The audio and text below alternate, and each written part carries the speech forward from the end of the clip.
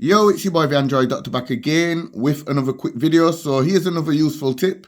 If you have the Samsung Galaxy A17 5G Android phone, I'll be showing you how you can turn off the Google Discover newsfeed. So if you swipe to the left, you will see that you have access to the Google newsfeed.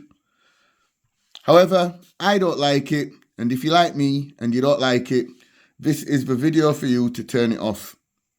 So simply just long press on the home screen, go into the settings and scroll down and look for Add Media, Page to Home Screen, Google Discover. Go ahead and turn it off.